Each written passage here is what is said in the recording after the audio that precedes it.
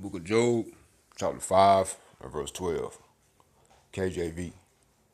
He disappointed the device of the crafty, so that their hands cannot perform their enterprise. He taketh the wise in their own craftiness. The counsel of the froward is carried headlong. They meet with darkness in the daytime and grope in the noonday as in the night. The book of Job, chapter 5, verse 12 in the NLT. He frustrates the plans of schemers, so the work of their hands will not succeed. He traps the wise in their own cleverness, so their cunning schemes are thwarted. They find it is dark in the daytime, and they grope at night as it were. And they grope at noon as it were night. All praises to Yahweh, Ba'ashem Haushai, Wahava Kakadash, the bonus of the elders and the apostles of the great millstone, Shalom. To the hopeful elect that's seeking to be the elect of the nation of Israel, that's scattered abroad amongst the heathen, some look like the heathen, begin with the 144,000, preacher, teacher, the prophet, Shalom. As you see my girl right here, Lena Petrov. This is a YouTube handle right here. World Affairs in Context. Alright, title of the video is AI Bubble Pop. Half of AI data centers canceled or delayed. Delayed. They're not canceled. Delayed. $1.7 trillion AI bubble pop. Now what's going on is these AI data centers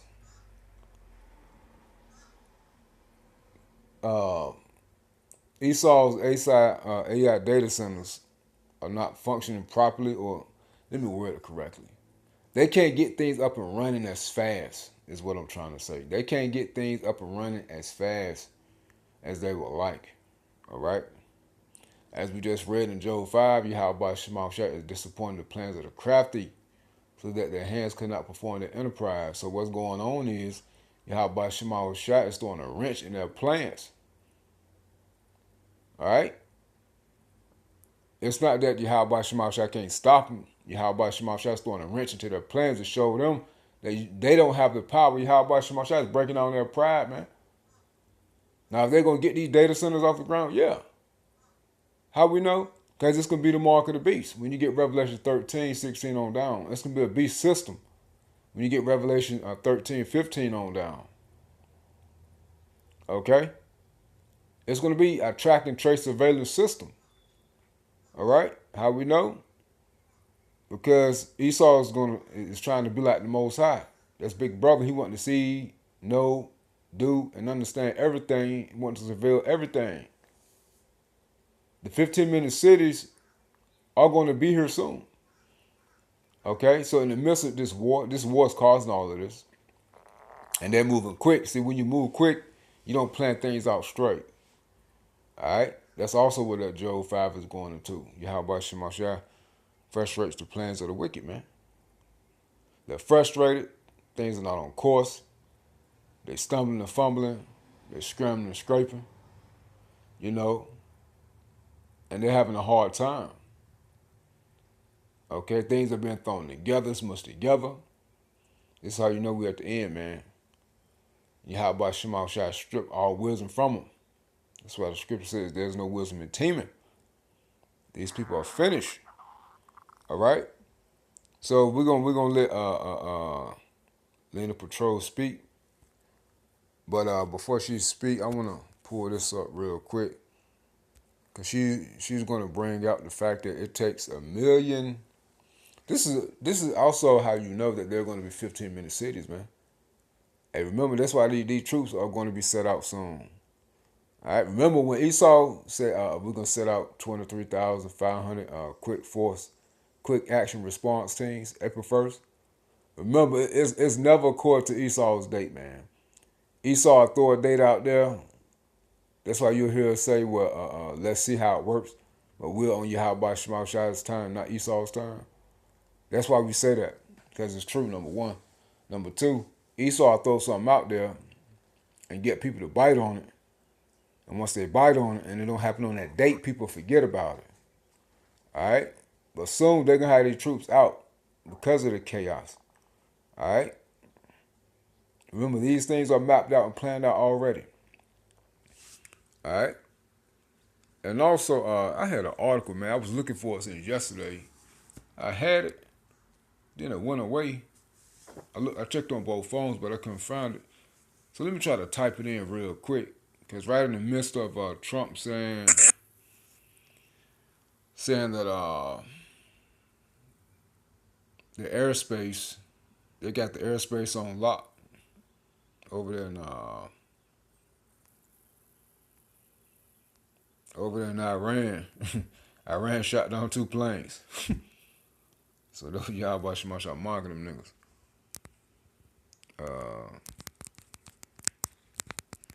Said air defense is under control. Something like this. And Iran shot down 2 planes. See how about Shemashah marking this nigga, man. It says, yeah, here it is. Thwadi Habba Shemashah, you politics.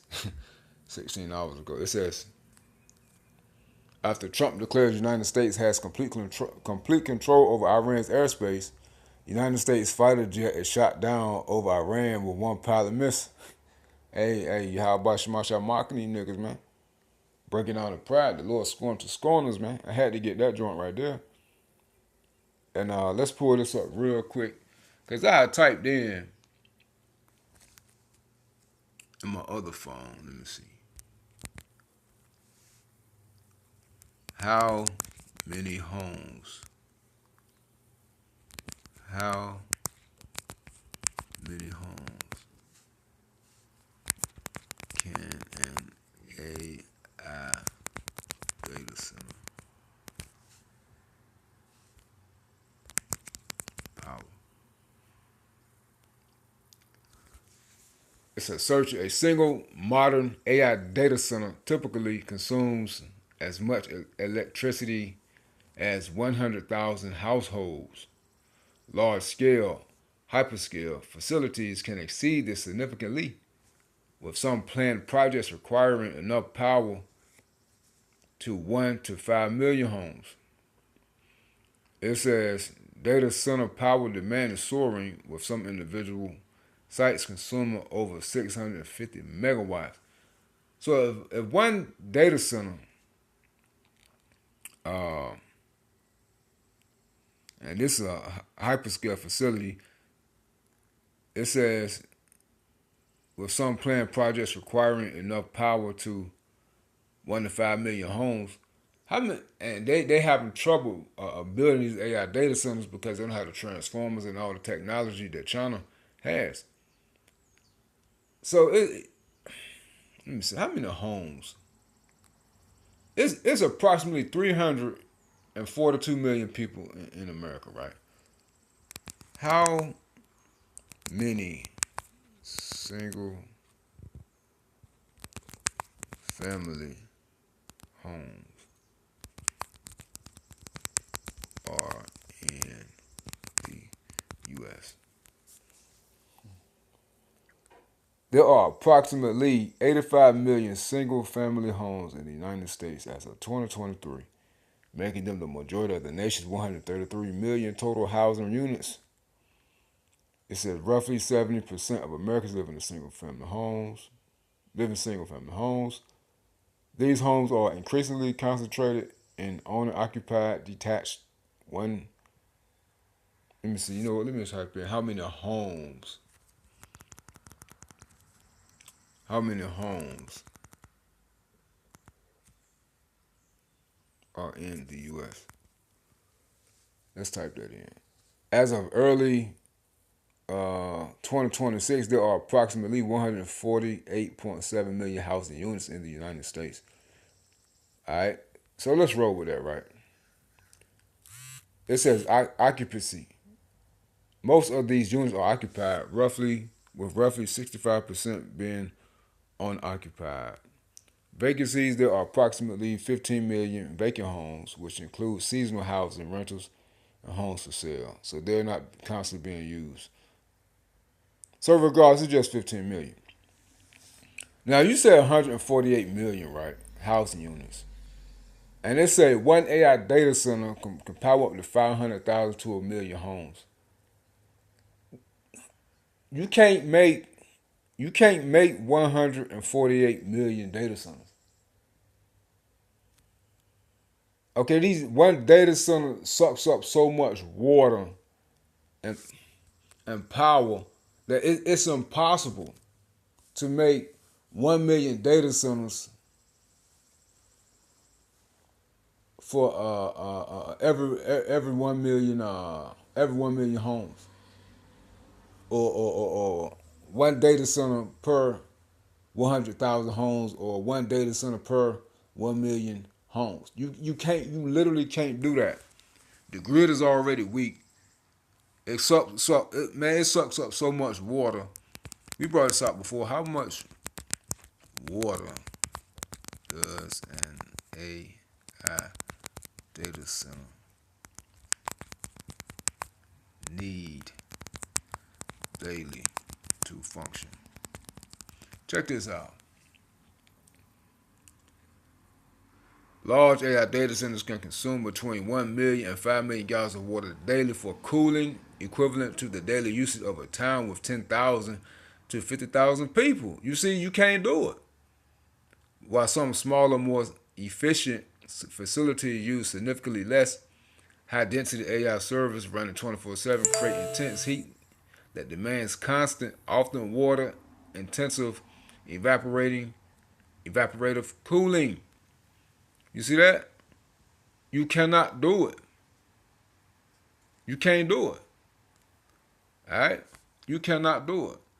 The power grid is weak, man, already. Now that's why these AI data centers are like Mexico, like they pretty much in like Nevada, areas like that, and they're sucking up all the water, the resources. All right? You can't do it. So you don't think the light's going out? Yeah, you don't think it's gonna be 15-minute cities? And also with these data centers, man, hey, cars and telephones and electronic devices, it need the power. Hey, all this higher technology, home appliances like refrigerators and stuff like that. It need, like it can't function, man. This grid gonna blow, man. It's gonna go. If you don't think they're gonna have these 15-minute cities, well, people are gonna have to be connected to the digital system, be tracked and traced, and receive that mark of the beast. If you don't think that, then something wrong with you. Remember, everything outside of these 15-minute cities are going to be no man's zones, man. No man's land. All right, this will be for people who don't take the mark of the beast. They're gonna be labeled as uncivilized, the hoodlums and the thugs, all right, the criminals, the worst of the worst, man. All right. So I'm gonna just play this video, man. It's enough talking, man. I had to bring out those points real quick, man. Through the spirit and power of Yahweh Shema Shai. All right. But see, things are not going as smooth as planned. But these things are gonna come to pass. All right. Because remember, let's just prove it real quick.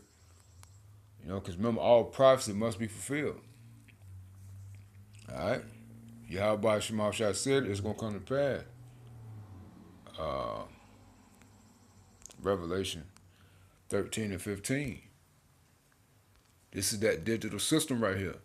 And he had power to give life unto the image of the beast, and that the image of the beast should both speak and cause that as many as will not worship the image of the beast should be killed and or separated.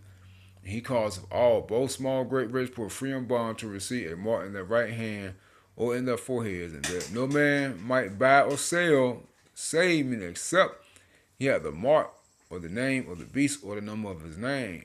Here is wisdom. Let him that has understanding count the number of the beast, for it is the number of a man, and its number is 603.6, and that's the digital system. All right? Now remember, you just walking around with a chip in your brain or in either hand.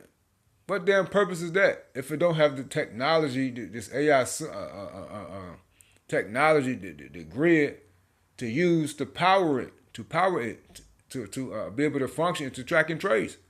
You need this system for that, man. You can't just be walking around with a damn brain chip in and a chip in your damn hand. So look, I got the mark of the beast. Look, can I get some food? How it's gonna connect to how it's gonna register with the scanners, man? It's not gonna be able to. You need the power grid. All right. You need this electricity. All right. So you can't just be walking around with a mark. I got the mark of the beast. Thinking shit sweet.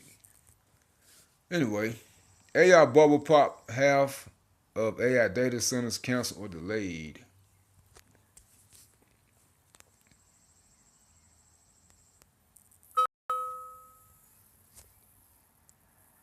The biggest tech companies in the world are pouring hundreds of billions of dollars into artificial intelligence, racing to build huge data centers as fast as they can. They see AI as the future, of course, and they don't want to fall behind. Wants to miss out, but despite all that money and urgency, nearly half of these data centers might never get built. On top of that, the AI bubble appears to be on the verge of popping. We talked about valuations before in my previous videos.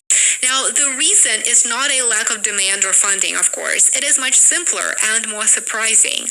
They don't have enough electricity, and they can't get the basic equipment that is needed to power these facilities. That's where the real problem begins. Right now, the US is in the middle of a massive AI build-out. Companies are planning data centers that would add around 16 gigawatts of capacity by the end of 2026. But all grocery store produce has pesticides that can't be washed off, but only a few know this trick to get rid of it. So end of 2026, but only a small portion of that is actually being built. Experts say between 30 and 50% of these projects are being delayed or canceled. Now, there are many issues related to this, and I will go into further detail in an article that I'm writing and that I will publish on my Substack and Patreon. But the first big issue is power. AI data centers use huge amounts of electricity, far more than older facilities. Some are so large that they use as much power as an entire city. One project in Texas, for example, will need about the same electricity as nearly 1 million homes. Now, imagine dozens of these being built at the same exact time. The power grid just isn't ready for that. It is not devised to handle that. And it's not just, AI using electricity. Electric cars, heating systems, and other new technologies are all competing for the same energy.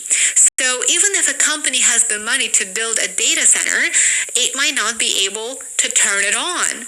Now, there are many other issues, but the second problem is equipment. Data centers need things like transformers, switchgear, and batteries to work. These things are not exciting, but they are essential, and without them, nothing really runs. Transformers are especially important because they help move electricity from the grid into the data center. But right now, there aren't enough of them. There aren't enough of transformers available. In the past, it took about 2 to 3 years to get a transformer. Now, it can actually take up to 5 years. That is just far too long when companies want to build data centers in just over a year. To make things harder, the United States doesn't make enough of this equipment at home. It imports it. And this is where deindustrialization becomes a big problem. So companies have to import it. And guess where they import it from? They often import it from China. That creates a very strange situation. It is a dependency, but Washington wouldn't admit it, of course. The United States competes with China in AI, but it still needs parts from China. It still depends on China to build its own AI infrastructure. It sounds very ironic, doesn't it?